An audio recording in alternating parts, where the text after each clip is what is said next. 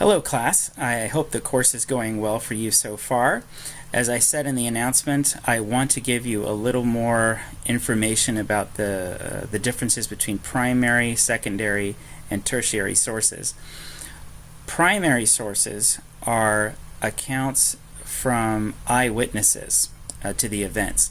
When I first started teaching this course, I had students, when I asked for primary sources, I had some turn in journal articles and maybe even textbooks or other books, things that were scholarly, sources that were academic, but they weren't primary. And I realized that when they read the term primary source in the instructions, they were thinking, well, these are the sources I'm going to use primarily. Well, that's not exactly what we're looking for.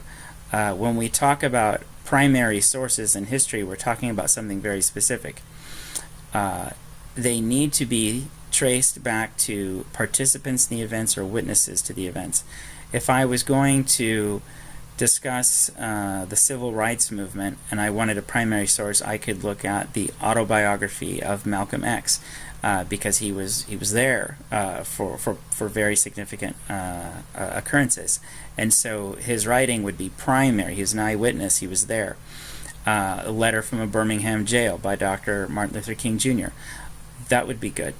Secondary sources are typically the kinds we're looking for are well-written history books by notable authors, journal articles. These are sources where the authors have looked at the primary sources and they have figured out what's important. They've kind of done the work for us, and they've put them together, the important pieces, in a narrative that we can easily digest. That is the nature of secondary sources. Tertiary sources are things like encyclopedias, and that would include Wikipedia. And you may say, well, Professor McGee, why do you want us to look for those? You said we can't use them in our papers. That's kind of where I want you to go first. If you're not familiar with a topic, reading a short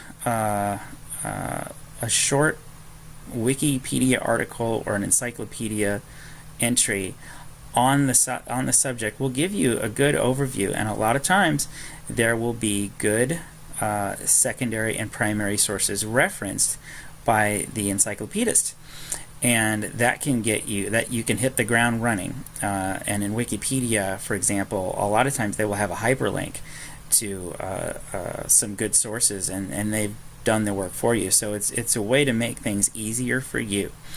One more thing, I get this question all the time. Newspapers, are they primary? Are they secondary? It depends. If the reporter happened to be on location and is witnessing things as they occur and is writing about them, it's a primary source. If he is taking accounts from other people and kind of putting them together and kind of giving you an overview, well, then it's a secondary source.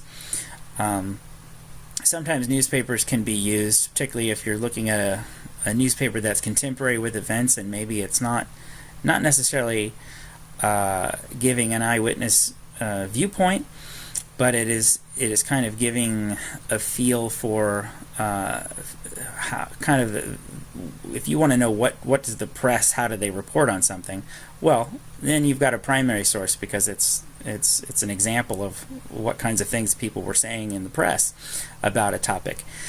So it really just depends on how you want to use it. If you have specific questions, you can put those to me.